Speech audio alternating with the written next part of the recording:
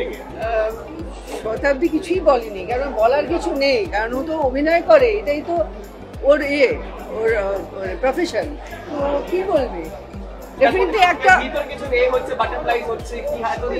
আমি জানি না, তাহলে আমায় জিজ্ঞেস করতে হবে বাটারফ্লাই হচ্ছে কিনা। প্রথম প্রেমিকের সঙ্গে দেখা করার ফিলিং হচ্ছে। ও বলছে প্রথম প্রেমিকের সঙ্গে দেখা করার ফিলিং হচ্ছে।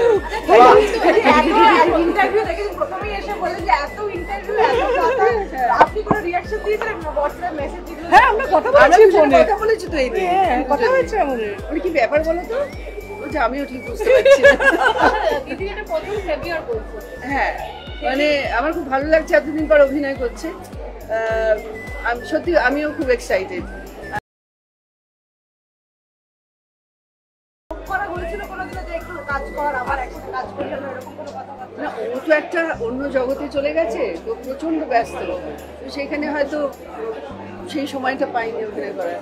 এখন হয়তো ভেবেছে যে এখন একটু করা উচিত। কিন্তু আমরা আমাদের ভাবনা শেয়ার করি, মানে সিনেমা ছাড়াও হয়তো কিছু মজার কিছু হলো, আমরা ফোন করে গল্প করলাম মজার এটা হয়েছে, বা কিছু খারাপ লাগা হলো সেটাও আমরা শেয়ার করি। এরকম নয় যে শুধু সিনেমার গল্প হয়, নানান গল্পই। একে অপরের মধ্যে কোনো চেঞ্জেস খুঁজে পাও এখন নতুন ওয়েবসাইট? চেঞ্জেস বলতে কি ধরনের? পরিবর্তন কি পরিবর্তন? দুজনের মধ্যে আমরা সিনিয়র হয়ে গেছি, আমরা এখন ম্যাচিওর হয়ে গেছি, আমরা এখন নিজের ভাবনাকে শেয়ার করতে পারি, কোনটা ঠিক কোনটা ভুল বলতে পারি, যেটা হয়তো আগে বলতে পারতাম। এই প্রজন্মকে নিয়ে কোনোভাবে কোনো বিষয় নিয়ে কথাবার্তা হয়েছে দুই অভিনেত্রীর মধ্যে, কারণ তোমরা সিনিয়র? হয়, কিন্তু আমি বলবো না। ইন্টারভিউগুলো থেকে যে হাসা হয়েছে দুজনে দুজনে? হ্যাঁ, ভীষণ। আচ্ছা, তোমার কাছে প্রশ্ন, দেবশ্রী কেমিস্ট্রি মাসি হয়ে কিন্তু চলে এসেছে আমাদের সামনে। এবার তোমাকে আমরা কি ওটিটিতে ডেবিউ করতে দেখতে পাবো আগামীতে? এখন কিছু জানি না গো, মানে নেক্সট কিরম সাবজেক্ট, কে আসছে, ডিরেক্টর কে, অনেক কিছু ফ্যাক্টর আছে, সেগুলো ফুলফিল হতে তবে তো। সুতরাং এখন কিছু বলা মানে না। আপাতত বাৎসরিক নিয়েই মাথায় ঘুরছে। প্রথম প্রেমিকের সঙ্গে দেখা করা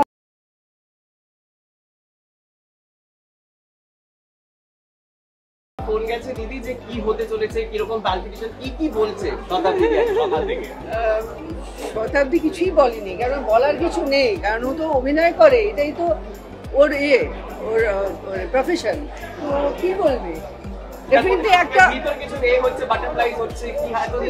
আমি জানি না, তাহলে আমায় জিজ্ঞেস করতে হবে বাটারফ্লাই হচ্ছে কিনা। প্রথম প্রেমিকের সঙ্গে দেখা করার ফিলিং হচ্ছে। ও বলছে প্রথম প্রেমিকের সঙ্গে দেখা করার ফিলিং হচ্ছে।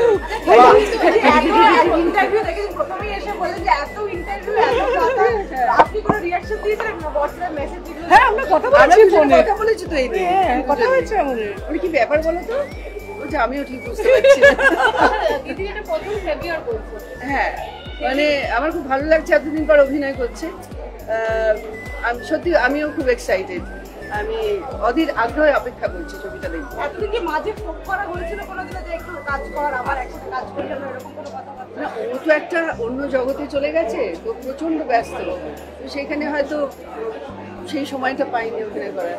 এখন হয়তো ভেবেছে যে এখন একটু করা উচিত। কিন্তু আমরা আমাদের ভাবনা শেয়ার করি, মানে সিনেমা ছাড়াও হয়তো কিছু মজার কিছু হলো, আমরা ফোন করে গল্প করলাম মজার এটা হয়েছে, বা কিছু খারাপ লাগা হলো সেটাও আমরা শেয়ার করি। এরকম নয় যে শুধু সিনেমার গল্প হয়, নানান গল্পই। একে অপরের মধ্যে কোনো চেঞ্জেস খুঁজে পাও এখন নতুন ওয়েবসাইট?